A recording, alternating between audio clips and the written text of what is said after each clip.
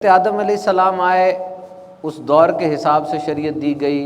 حضرت نوح علیہ السلام آئے، حضرت ابراہیم علیہ السلام آئے، حضرت عیسیٰ علیہ السلام تک جو نبی آئے اس دور کے حساب سے مکمل شریعت ان کو عطا فرمائی گئی. لیکن جب وہ چلے گئے وہ شریعت وہ بھی ختم ہو گئی.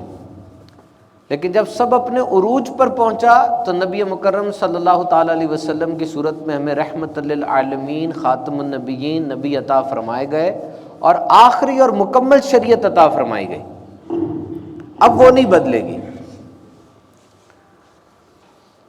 تو قرآن مجید یاد کرنے والے بھی بہت لوگ ہیں.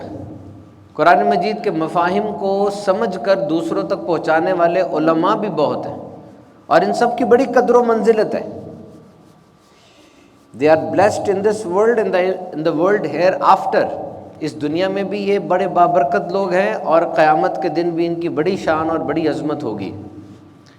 ہمارے اسکول کالج کے اندر کوئی بندہ ٹاپ کر جائے، جس کے نمبر اچھے آئیں تو اس کو پرائز دیا جاتا ہے سب کے سامنے.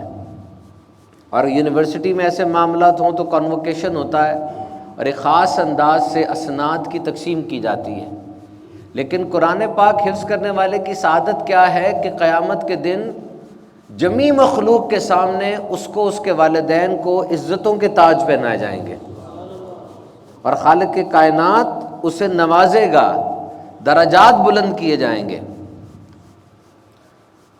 تو وہ بھی ہیں جو قرآن حفظ کر رہے ہیں، وہ بھی ہیں جو قرآن کے معنی اور مفہوم کو اگلی نسل تک پہنچا رہے ہیں، جو قرآن کے علوم میں ایکسپرٹ بنتے چلے جا رہے ہیں. لیکن اس کے ساتھ ساتھ ہمیں ان لوگوں کی ضرورت ہے جو قرآن سے محبت کرتے ہیں. Those who have special bond with Quran, those who love Quran,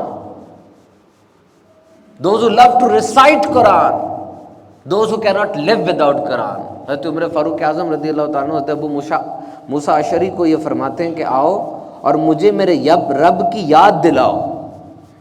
کس طرح کہ قرآن کھولو اور مختلف جگہوں سے قرآن کو پڑھو. اور حضرت ابو موسیٰ اشعری فرماتے ہیں کہ یہ پریکٹس ہم کرتے اور قرآن پڑھتے فجر ہو جایا کرتی تھی اور قرآن پاک کی وہ تعلیم و تربیت اور وہ تلاوت جاری رہتی تھی. حضرت عبداللہ ابن عمر رضی اللہ تعالیٰ عنہ بہت مشہور اور بہت بڑے صوفی بھی ہیں اور بہت بڑے محدث بھی ہیں. آپ کو ایک عورت سے عشق ہو گیا، آپ نے اس کے محلے میں جا کے اس کی مسجد کے امام کے پیچھے نماز پڑھی. امام صاحب نے تھوڑی قرات لمبی کرا دی تو ان کو تھوڑی ان ایزینس فیل ہوئی کہ جی ہمیں تو بڑے کام ہیں کرنے والے.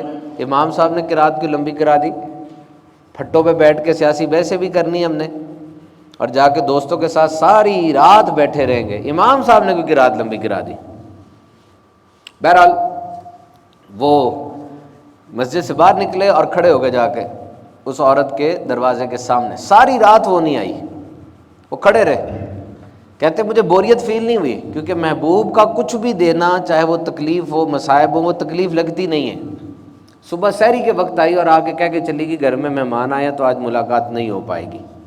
پھر جب مڑے وہاں سے تو ان کے دل کے اندر سے ضمیر کی ایک آواز آئی کہ تو عورت کے لیے ساری رات کھڑا رہ سکتا ہے، رب کے قرآن کے لیے نہیں کھڑا رہ سکتا. اور وہ جو کایا پلٹی تو کہاں تک ان کا مقام ہوا. تو میرے محترم سامعین اکرام، قرآن مجید یہ دنیا پر رہنمائی ہے، آخرت کا خزانہ ہے. نبی پاک صلی اللہ تعالیٰ علیہ وسلم تشریف فرما تھے. حضرت جبریل امین حاضر دربار ہوتے ہیں اور عرض کرتے ہیں یا رسول اللہ صلی اللہ علیہ وسلم، جو صحابی آپ کے سامنے بیٹھے ہیں ان کی زندگی ختم ہونے لگی ہے. آپ ان کو بتاتے ہیں کہ تمہاری زندگی کے آخری ایام ہیں. انہیں کوئی فکر نہیں ہوتی. انسان جو موت سے ڈرتا ہے یہ وہ ہے بندہ جو کہ موت کا تیاری نہیں کرتا. رات کے وقت اندھیرے میں پڑھو نا نفل اور مٹھی بند کر کے صدقہ دو کسی کو، تب دیکھنا موت کی کیسی چاہت ہوتی ہے. یقین کیجئے بیٹا باہر سے آ رہا ہو نا، ماں پردیسی بیٹے کا ایسا استقبال نہیں کرتی جتنا قبر مومن مرد کا استقبال کرتی ہے. انتظار کرتی ہے کون آ رہا ہے. کوئی پریشانی نہیں تھی، تیار بیٹھے ہیں.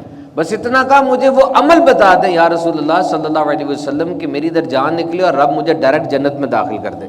کہا قرآن لیا تو پڑھتا جا، میں تجھے پڑھاتا جاتا ہوں، اسی عالم میں تیرا انتقال ہو جائے۔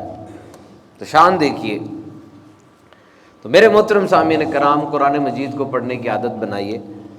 ارشاد فرمایا اپنے گھروں کو قبرستان نہ بناؤ، اپنے گھروں میں عبادت کیا کرو، شیطان اس گھر سے بھاگتا ہے جہاں سورہ بقرہ پڑھی جاتی ہے۔ گھر میں عبادت کا اہتمام کیجیے، یہ بہت زیادہ اہم چیز ہے کہ گھروں میں عبادت کا اہتمام کیا جائے۔ نبی مکرم صلی اللہ تعالیٰ علیہ وسلم کے گھر کا دروازہ مسجد نبوی شریف میں کھلتا تھا، لیکن اب تہجد اپنے گھر میں پڑھتے تھے۔ بی بی عائشہ صدیقہ فرماتی ہیں کہ حضور تہجد کی نماز گھر میں ادا فرماتے تھے۔ گھر میں پڑھنے سے یو سیٹ این ایگزامپل۔ مولا کائنات حضرت علی کرم اللہ تعالیٰ وجہ الکریم کس طرح ایمان لے کر آئے، باقاعدہ آپ کو کی ترغیب نہیں دلائی گئی تھی، آپ نے دیکھا کہ نبی پاک صلی اللہ علیہ وسلم اور بی بی خدیجہ وہ نماز پڑھ رہے ہیں، اور عرض کی یہ کیا طریقہ ہے، یہ کیا ہے؟ میرے آقا نے فرمایا جس رب نے مجھے حق کے ساتھ نبوت دی یہ اس کی عبادت کا طریقہ ہے۔ عرض کی مجھے بھی یہ طریقہ سکھا دیں۔ تو تربیت کا پہلا انسٹیٹیوٹ آپ کا گھر ہے۔ اور یہ آیت، یہ حدیث، امام شارانی اس حدیث کو سنتے تھے آپ کو وجد آ جایا کرتا تھا۔ یہ حدیث ایسی حدیث ہے کہ انسان کو قرآن مجید پڑھنے پر ابھارتی ہے۔ اللہ رب العزت اس بندے کو یعنی حافظ قرآن کو بروز قیامت اپنے سامنے کھڑا کرے گا اور فرمائے گا تو قرآن پڑھ جس طرح دنیا میں قرآن پڑھتا تھا، اور وہ بندہ قرآن پڑھتا چلا جائے گا، جتنی آیتیں وہ پڑھے گا اللہ اتنے درجات اس کے بلند فرما دے گا۔ فرمایا دو بندوں پہ رشک کرو، دس از envy not jealousy، envy، رشک کرو یعنی ان کی پیروی کرنے کی کوشش کرو، ان جیسا بننے کی کوشش کرو۔ وہ جس کو مال دیا گیا اور وہ صبح شام مال اللہ کی راہ میں خرچ کرتا ہے، اور وہ جس کو قرآن عطا فرمایا گیا، قرآن کا ذوق عطا فرمایا گیا، اس نے قرآن سیکھا اور وہ صبح اور شام قرآن لوگوں کو سکھاتا ہے۔ سو قرآن، these are the records from the past, judgments for the present era and prophecies for the future۔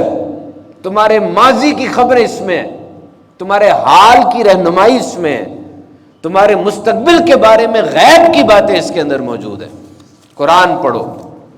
فرمایا جس کے دل میں قرآن کریم سے کوئی حصہ نہیں اس کا دل ویران گھر کی طرح ہے، اور ویران گھر میں شیاطین، جن، بھوت، آسیب، اس طرح کی چیزیں آ جاتی ہیں۔ جب نبی کریم صلی اللہ علیہ وسلم شہدائے احد کو، احد کے شہیدوں کو دو کو ایک کپڑے میں، ایک کفن میں جمع فرماتے تھے تو پوچھتے تھے کہ ان دونوں میں سے قرآن کس کو زیادہ آتا ہے، اور جس کو زیادہ آتا اس کو آگے کر دیتے تھے، اور فرماتے کہ میں قیامت کے دن ان سب پہ گواہ بنایا جاؤں گا۔ قرآن مجید میں ارشاد ہوا اگر تمہیں اس کتاب میں کوئی شک ہو جو اپنے بندہ خاص پہ نازل فرمائی تو تم اس جیسی کوئی ایک صورت بنا کر لاؤ، اللہ کے سوا اپنے سارے مددگار بلا لو۔ This is a very big statement, great challenge. جو بندہ خاص پہ نازل کی جاؤ اس کی مثل کی صورت بنا کے لاؤ۔ اللہ تعالیٰ کی عظمت کی سب سے بڑی دلیل محمد مصطفیٰ صلی اللہ علیہ وسلم ہے، اور محمد مصطفیٰ صلی اللہ علیہ وسلم کی سب سے بڑی دلیل قرآن مجید ہے۔ تم کہتے تھے نا کہ قرآن مجید یہ اللہ کا کلام نہیں ہے، یہ انسان کی تصنیف ہے، تو لاؤ اس کی مثل کوئی آئے۔ تم بھی تو انسان ہو، تم بھی تو انسان ہو نا، لاؤ اس کی مثل کوئی ایسی چیز جس میں غیب کی خبریں بھی ہوں، فصاحت و بلاغت بھی ہو، اور دیگر امور بھی شامل ہو۔ اور اگر نہیں لا سکتے تو سن لو یہ اللہ کا کلام ہے، اس کو مان لو، نہیں مانو گے تو دوزخ میں گرائے جاؤ گے۔ اور آج بھی ایک بہت بڑا گروہ ہے جو کہتا ہے کہ یہ قرآن مجید یہ انسان کا لکھا ہوا ہے، اللہ کا کلام نہیں ہے، کہتا ہے مثل نہیں لا سکتا، نو سبسٹیٹیوٹ۔ حالانکہ جن لوگوں کو یہ بات کہی جا رہی ہے، مجھے بتائیے کیا ان میں یہ صلاحیت نہیں تھی کہ وہ لا سکتے، یا وہ کم از کم اس چیز کو ایکسیپٹ کرتے؟ اپنے آپ کے طور پہ تو سمجھتے تھے کہ ہم سب کچھ کر سکتے ہیں، دا فرسٹ ایڈریسی آف قرآن از عرب. عرب قرآن کے پہلے مخاطب ہیں، اور ان کے پاس کیا صلاحیت تھی؟ کیا انہیں اس بات کا ادراک نہیں ہو سکتا تھا کہ ہم فصاحت و بلاغت میں کتنے عادی ہیں، کتنے آگے ہیں، اور فصاحت و بلاغت کے جس دروازے سے چاہے ہم داخل ہو سکتے ہیں؟ 3 چیزیں تھی عرب میں: شدید گرمی، ریتی ریت، ویری لو لٹل پیس، امن نہیں تھا، بہت گرمی تھی. اور وہاں قرآن نازل ہوا. وہ لوگ نقاشی نہیں کر سکتے تھے، شیشہ گری نہیں کر سکتے تھے، کارپینٹر نہیں تھے، درخت ہی نہیں تھے وہاں پہ، گرمی تھی اور صحرا تھا بہت لپدک. نبی پاک صلی اللہ تعالی علیہ وسلم نے وہاں یہ بات نوٹ کی کہ سونا، چاندی، اونٹ، خیمہ، تلوار، ان سے کہیں زیادہ اہمیت عرب کے نزدیک وہ شاعری کی ہے، فصاحت و بلاغت کی، لٹریچر کی. جس طرح ہمارے یہاں پہ ایک شاعر ادیب ہوتا ہے، لیکن وہاں شاعر صرف ادیب نہیں تھا، جنگجو بھی تھا، طبیب بھی تھا. انہوں نے انترا کے، زہیر کے، لبید کے شعر رٹے ہوئے تھے. خوشی ہوتی، غمی ہوتی، جنگ کا معاملہ ہوتا، امن ہوتی، وہ انہی کے اشعار کو دہرایا کرتے تھے. کسی کا استقبال ہوتا، they were well versed in poetry. لیکن قرآن مجید کی فصاحت نے، قرآن مجید کے اس کلام نے ان کے اوپر سحر طاری کر دیا تھا. لبید بن ربیعہ، اس کا کلام خانہ کعبہ کی دیوار پہ لکھا جاتا تھا، بہت مشہور شاعر تھا. جب قرآن مجید کی آیت اس کے کلام کے ساتھ لکھی، یہ دوڑا دوڑا آیا اور آ کے اس نے اسلام قبول کر لیا. اور اس سے پوچھا تو نے اسلام کیوں قبول کیا؟ کہنے لگا یہ کلام کسی انسان کا نہیں ہو سکتا. عتبہ بن ربیعہ کہانت میں، شعر گوئی میں، مروجہ علوم میں ماہر تھا. ابو جہل نے اس کو کہا پیسے لے اور جا کے محمد مصطفیٰ صلی اللہ علیہ وسلم کو بتا دے کہ ہمارے بتوں کو برا نہ کہیں، ہمارے باو اجداد کے دین کو برا نہ کہیں. گیا، فصاحت و بلاغت کا می برسا دیا اس نے، بہت بولا. نبی پاک صلی اللہ علیہ وسلم خاموشی سے سماعت فرماتے رہے. اور جب چپ ہوا، میرے آقا علیہ السلام نے آیت پڑھی، اور جب یہ تم سے منہ پھیریں انہیں اس کڑک سے ڈراؤ جو عاد اور سمود پہ نازل کی گئی تھی. اس نے آگے بڑھ کے حضور کے لب اقدس پہ اپنا ہاتھ رکھ دیا اور کہنے لگا خاموش ہو جائیے، مجھے لگتا ہے کہ یہ کڑک مجھ پہ ابھی نازل ہونے والی ہے. مجھے بتائیے وہ کیا ایسا چارم تھا جس نے لبید اور عتبہ کو لرزہ براندام کر دیا؟ تو کیا چیز تھی ایسی؟ ابن مققع، اس جیسا بندہ دنیا میں کوئی نہیں تھا. ایک دن اٹھا، کہنے لگا جو اسلام کا چیلنج ہے کہ قرآن کا مثل نہیں آ سکتا، آج میں لا کے دکھاؤں گا. ساری رات بڑی شراب نوشی کی اور جگر کاوی سے، عرق ریزی سے اپنے قوا کو مضبوط کیا. اٹھا، کچھ لکھا، کہنے لگا یہ میں جا کر دیتا ہوں کہ قرآن کا مثل میں لے آیا ہوں معاذ اللہ. اور جب رستے سے گزر رہا تھا، مدرسے میں ایک بچہ سورہ ہود کی تلاوت کر رہا تھا. کیا تلاوت تھی؟ اور ہم نے آسمان سے کہا تھم جا، زمین سے کہا پانی نکل جا، اور کشتی کوہ جودی پہ ٹھہری. مڑا آ کر آیت مٹا دی، جو بھی لکھا تھا اس نے مٹا دیا، اور کہنے لگا اس کلام کا مثل لانا ممکن نہیں ہے. کیا چیز تھی یہ؟ تو میرے محترم سامعین کرام، قرآن میں آیا الرحمن علم القرآن، رحمان نے قرآن سکھا دیا. ہر نبی کو نشانی دی گئی، معجزہ دیا گیا. حضرت آدم علیہ السلام کو اسماء کا علم سکھایا. قرآن مجید میں آیا کہ آدم علیہ السلام کو چیزوں کا نام سکھا دیا گیا. حضرت سلیمان علیہ السلام کو پرندوں کی بولی سکھائی. حضرت داؤد علیہ السلام کو جنگی لباس بنانا سکھا دیا. حضرت خضر علیہ السلام کو علم لدنی دیا. No apparent teacher. علم لدنی ہوتا ہے استاد نہیں ہوتا، نبی پر وحی اور ولی پر الہام، اور جو مومن ہوتے ہیں ان کو ان کے ایمان کی حساب سے فراست دی جاتی ہے. لیکن الہام اور فراست یہ شریعت کے مطابق ہونا چاہیے. اسے کہتے ہیں علم لدنی، نو اپیرنٹ ٹیچر. حضرت عیسیٰ علیہ السلام کو کتاب کا، حکمت کا، زبور کا، انجیل کا علم دے دیا گیا، اور ساروں کو یہ نشانیاں دی گئی. اور جب اپنے حبیب کی باری آئی فرمایا الرحمن علم القرآن، آپ کو ہم نے قرآن سکھا دیا ہے۔ یہ آیت کب نازل ہوئی تھی؟ سورہ فرقان کی جب 60ویں آیت نازل ہوئی، فرمایا جب ان سے کہا جائے رحمان کو سجدہ کرو تو کہتے ہیں رحمان کیا ہے، ہم اسے سجدہ کریں جس کا تم کہتے ہو؟ تو فرمایا رحمان وہ ہے جس نے یہ قرآن نازل کیا ہے، اور جو تم کہتے ہو کہ یہ بشر لے کر آیا ہے، تو یہ قرآن رحمان نے نازل کیا ہے۔ تو میرے محترم سامعین کرام، یہ جو فرمایا رحمان علم القرآن، اس پہ بڑی گہرائی ہے کہ اللہ تعالیٰ نے اپنے حبیب صلی اللہ علیہ وسلم کو قرآن سکھا دیا۔ Don't think that it is only Arabic the words. Now everything which is in Quran، جو کچھ قرآن میں تھا نبی پاک کو سکھا دیا گیا۔ فرمایا اے محبوب بے شک آپ کو حکمت والے علم والے کی طرف سے قرآن سکھایا جاتا ہے، جو کچھ آپ نہیں جانتے تھے ہم نے سکھا دیا۔ اب قرآن میں کیا کیا ہے؟ تبیانا لکل شیء، ہر چیز کا روشن بیان قرآن میں موجود ہے۔ ذاتیں، حالتیں، حرکات، سکنات، دل میں اٹھنے والے وسوسے، خیالات، خطرات، پلک کی جنبش، سب کچھ قرآن کے اندر ہے، اور سب کچھ اپنے حبیب کو سکھا دیا۔ فرمایا ہر چھوٹی بڑی چیز کا بیان قرآن میں موجود ہے۔ فرمایا رطب ولا یابس، دس از ویری تھاٹ پرووکنگ، ہر خشک اور تر چیز کا بیان قرآن میں موجود ہے۔ ہر خشک اور تر چیز کا بیان، every thing which is dry and wet. اب یہ شجر و حجر، یہ بحر و بر، یہ آسمان و زمین، کائنات کا ذرہ ذرہ یا تو خشک ہے یا تو تر ہے یا دونوں کا مجموعہ ہے، اور یہ سارا کچھ اللہ نے قرآن میں بیان فرمایا اور اپنے حبیب کو بھی سکھا دیا ہے۔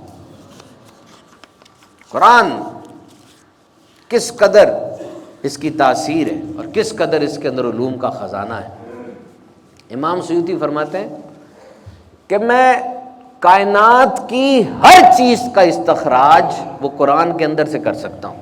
I can find each and everything which is present in this universe, I can find it in Quran۔ حضرت سیدنا عبداللہ بن عباس رضی اللہ تعالیٰ عنہ، آپ کو ترجمان القرآن کہا گیا، آپ اس امت کے سب سے بڑے عالم ہیں، اور آپ فرماتے ہیں کہ میں چاہوں تو اپنے اونٹ کی گمی ہوئی رسی قرآن سے ڈھونڈ سکتا ہوں۔ بڑی چھوٹی سی بات ہے، یہ کوئی اتنا بڑا مسئلہ نہیں ہے، لیکن وہ قرآن سے ڈھونڈ سکتے ہیں۔ وجہ یہ نور بصیرت ہے، انشراح الصدر ہے، کمپیٹنس ہے، ایکسپرٹیز ہے، نالج ہے، ایکسپیرینس ہے، اور سب سے بڑھ کر جو اللہ ایسا علم جسے عطا فرما دے اس کی یہ شان بن جاتی ہے۔ تو یہ یاد رکھیے کہ کائنات کی ہر چیز کا ذکر قرآن میں موجود ہے۔ تو کائنات میں کسی چیز کا ہونا یا نہ ہونا یہ قرآن میں مذکور ہونے یا نہ ہونے پر ہے۔ وہ چیز کائنات میں ہے یا نہیں، یہ قرآن میں ہے یا نہیں، اس پہ ڈیپینڈ کرتا ہے۔ اگر وہ چیز قرآن میں نہیں ہے تو کائنات میں موجود نہیں ہو سکتی۔ امام بہقی نے حضرت حسن رضی اللہ عنہ سے یہ روایت فرمائی کہ اللہ تعالیٰ نے 104 کتابیں نازل فرمائیں، ان 104 کتابوں میں سارے علوم و معارف، سارے خزانے سب دے دیے، پھر ان سب کو کنسائز کیا تو یہ 4 کتابیں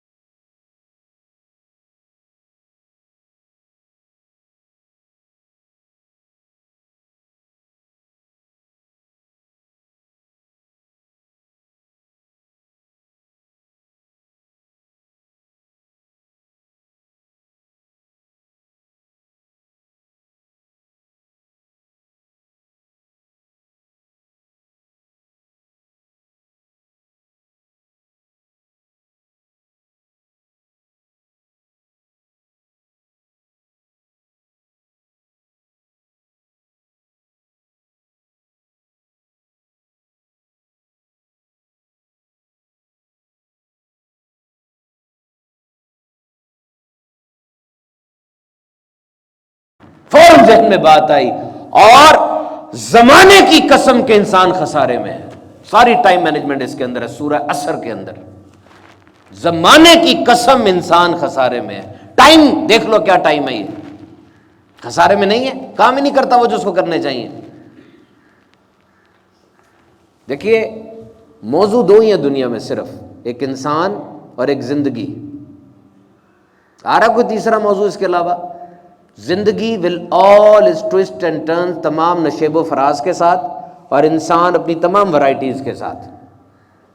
اور قرآن ان دونوں کو کب کب ایڈریس کرتا ہے یہ تو میں بات نہیں کرتا، لیکن میں ایک ایک آیت آپ کو سناتا ہوں. انسان کی بات کی جائے، لقد خلقنا الانسان فی احسن تقویم، ہم نے انسان کو بہترین صورت پر بنایا. اور زندگی کی بات کی جائے تو فرمایا یہ زندگی نہیں کچھ مگر کھیل تماشا. قرآن میرے محترم سامعین کرام کوئی وہم و گمان میں بھی نہیں رکھتا تھا جو قرآن نے کتنے آسانی سے اور کتنی بہترین انداز سے کہہ دیا. کبھی قرآن کہتا ہے 7 زمینوں اور 7 آسمانوں کی بات، کبھی کہتا ہے یہ پہاڑ گاڑی ہوئی میخیں ہیں، کبھی کہتا ہے اللہ نے تمہیں سبزے کی طرح زمین سے اگایا اور تمہیں اسی میں لے جائے گا، ہر جاندار کو پانی سے پیدا کیا. سورج اور یہ سارے اجسام فلکی اپنے مدار میں گھوم رہے ہیں. اتنی بڑی بڑی باتیں ان بدھوؤں کے لیے تھی؟ نہیں، یہ کائنات ارض و سما کے ہر دور کے انسان کے لیے ہے. اور قرآن کے قائل و مائل کرنے کا طریقہ دیکھیں کتنا پیارا طریقہ ہے. دل کے کانوں سے سنیے گا، بڑا مزہ آئے گا آپ کو. سورہ بقرہ کی آیت ہے، اے ایمان والو اگر تم ایمان والے ہو اللہ سے ڈرو اور باقی جو سود رہ گیا اس کو چھوڑ دو. دیکھیں دولت سے محبت انسان کا طبعی تقاضا ہے، دولت سے محبت ہوتی ہے. کیوں؟ مقاصد پورے ہوتے ہیں دولت سے، خواہشات پوری ہوتی ہیں اور آسائشیں حاصل ہوتی ہیں. اب دولت جو آپ کے پاس نہیں آئی اس سے تو صرف نظر کیا جا سکتا ہے، لیکن جس دولت پہ قبضہ اور قدرت ہے وہ کیسے چھوڑیں گے؟ اور جو کسی دنیاوی معیار سے دولت آپ کی قرار پا گئی ہے اس کو بھی نہیں چھوڑیں گے. اب سود وہ لوگ لیتے تھے، جس مال پہ سود ڈیو ہو چکا ہے وہ تو سود ان کا ہے، کیسے چھوڑیں گے وہ؟ تو یہاں پہلے کیا انداز اختیار کیا؟ اے ایمان والو، قوت ایمانی کو ابھارا گیا. حرام اور حلال تمہارا اللہ کے حکم پر ہوگا. اور ساتھ اس کے بعد ایک ایسی لائن بولی گئی، جائیے دنیا کے ہر لٹریچر کے اصول کو اٹھا کے دیکھ لیجئے، وارننگ بھی ہے اس میں، ریوارڈ بھی ہے، یاد دہانی بھی ہے، ترغیب بھی ہے، ترہیب بھی ہے، دعوت عمل بھی، دعوت علم بھی ہے. کیا؟ اگر تم ایمان والے ہو. جائیے کسی اہل علم سے پوچھئے کہ قدر و قیمت اگر کے لفظ کی کتنی ہے، کہ اگر ایمان والے ہو اٹھو، قوت دکھاؤ اپنے ایمان کی، چھوڑو اس مال کو. جوش ایمانی دکھانے کا وقت ہے تمہارے لیے. قرآن پاک کے قائل اور مائل کرنے کا انداز دیکھیے. اور آج یہ قرآن مجید کتنی بڑی کتاب اور کتنا بڑا معجزہ ہے. کسی نے کہا جی سارے مذاہب کو ایک کر کے دوستی کروا دیں. ٹھیک ہے، ایک یہودی کو بلایا، ایک عیسائی کو بلایا، ایک مسلمان کو بلایا. کہا جی ہر مذہب کسی نہ کسی سے منسوب ہوتا ہے. ہاں جی آپ کس سے منسوب ہیں؟ یہودی نے کہا حضرت عزیر علیہ السلام سے، حضرت موسیٰ علیہ السلام سے. عیسائی آپ کس سے منسوب ہیں؟ حضرت عیسیٰ علیہ السلام سے. ہم خاتم النبیین صلی اللہ علیہ وسلم سے منسوب ہیں.